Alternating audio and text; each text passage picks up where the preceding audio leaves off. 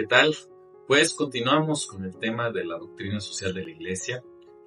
Recordamos entonces que es el conjunto de enseñanzas que la Iglesia ha sistematizado, organizado con relación a las cuestiones sociales, políticas, económicas del ser humano, para no quedarse únicamente en las cuestiones espirituales que son el centro de toda la enseñanza de la Iglesia. Las encíclicas sociales empiezan en 1891, en el contexto más o menos de los 100 años de la Revolución Francesa, en medio de sentir las consecuencias en carne propia de la Revolución Industrial, cuando el ser humano empezó a utilizar maquinarias para producir ropa, zapatos, muebles, y transformó todo lo que existía en cuestiones económicas de la producción artesanal en producción a fábricas, provocó un gran desplazamiento de personas de los interiores de los estados a las grandes capitales, a las grandes ciudades, y tuvo muchas consecuencias sociales en ese sentido. Y la Revolución Francesa también, con la introducción del liberalismo y de una suerte de materialismo positivista, transformó muchas de las relaciones sociopolíticas. Y a partir de ahí, los diversos papas han escrito nuevas encíclicas sociales, principalmente en los aniversarios de la primera, pero también en sus propios momentos. Y generalmente en respuesta a grandes sucesos sociales, sociopolíticos, posteriores a la primera encíclica, como fue la Primera Guerra Mundial, la gran crisis de 1929, la Segunda Guerra Mundial, la nueva revolución de las comunicaciones, con la televisión, con el boom del radio antes de la televisión, el surgimiento del Internet, la Guerra Fría. Todos esos momentos claves fueron provocando que hubiera necesidad de pronunciarse nuevamente, y más que hacerlo digamos, por sus propias ocurrencias, siempre inspirados en las palabras de Jesús en el Evangelio, en la tradición venida desde los apóstoles, porque hay cosas que Jesús no tuvo la oportunidad de tocar, temas que no fueron tratados directamente por él, pero los apóstoles y los discípulos de los apóstoles fueron ayudando a entender cómo podría haber sido el pensamiento de Jesús, y esto se sigue a través de la tradición y las enseñanzas de la Iglesia, y al escribir ciertas encíclicas, inclusive recurriendo a especialistas fuera del ámbito religioso para posicionarse sobre ciertos temas. Las principales encíclicas sociales son, por ejemplo, pues tenemos Rerum Novarum, Quadragesimo Anno, Populorum Progressio, Laborem Exercens,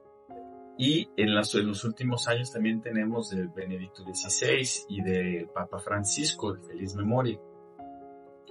Siempre, repito, siempre en respuesta pues a los nuevos acontecimientos, y el Papa León XIV toma su nombre del Papa que inició con las encíclicas sociales, que fue León XIII, y él mismo lo ha dicho en respuesta al nuevo momento que la humanidad vive, con este nuevo boom de las tecnologías y la inteligencia artificial, y la Iglesia necesita dar una respuesta adecuada en ese contexto. Esto, como comenté también, es para ir planteando cuáles son los principios, los fundamentos, los pilares sobre los que tenemos que trabajar para ir construyendo una sociedad diferente a la que hemos tenido hasta el día de hoy. El sistema liberalista ya tuvo su oportunidad, sobre todo en el mundo occidental, y los resultados han sido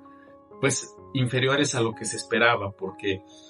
el liberalismo es una ideología que coloca la libertad al centro de todo, y esto ha propiciado que los dueños de grandes capitales no actúen con suficiente responsabilidad social para impulsar la creación de condiciones para todo el mundo. Se concentra el dinero en el famoso 1% de personas más ricas, y el resto no alcanza ese nivel de desarrollo, ese nivel de crecimiento. Por otro lado, otros regímenes han sido socialistas, entre comillas, y también han tenido resultados terribles, porque es la concentración del poder sociopolítico y económico en la cúpula del partido que se queda en el poder y que se presenta como el que va a resolver los problemas de todo el mundo. Por eso empieza a concentrar el dinero a través de impuestos, a concentrar la tomada de decisiones sociales y económicas, porque ellos van a conducir este paraíso en la tierra. Y al limitar la libertad, las libertades del individuo, las libertades de los grupos, estoy hablando de libertad de expresión, libertad de trabajo, inclusive porque en estas sociedades el gobierno ha decidido en qué va a trabajar cada quien, han provocado hambrunas, grandes desplazamientos humanos que han provocado muertes y represión, inclusive a través de campos, no solo campos de concentración, sino campos de reeducación para los disidentes. Se corta la libertad política de organizarse para proponer una cosa diferente, porque Karl Marx presentó dentro de su propuesta lo que le llama la dialéctica histórica, que consiste en que el Partido Socialista se presenta como el bueno, porque divide a la sociedad entre opresores y oprimidos. Y ellos representan a los oprimidos, entonces son los buenos. Todos los demás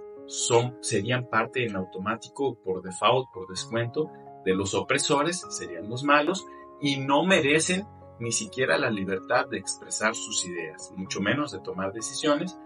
Y esto ha llevado a la debacle de esas sociedades también. Entonces la doctrina social de la Iglesia nos llama a que como laicos en primer lugar, porque esto es una responsabilidad de los civiles en primer lugar, sigamos siempre investigando, probando, estudiando, acercándonos a la verdad para poder ir construyendo una sociedad fundada en en valores y principios que nos lleven a la verdad, al bien, a la belleza. Eso es lo que vamos a ir compartiendo. Buen día.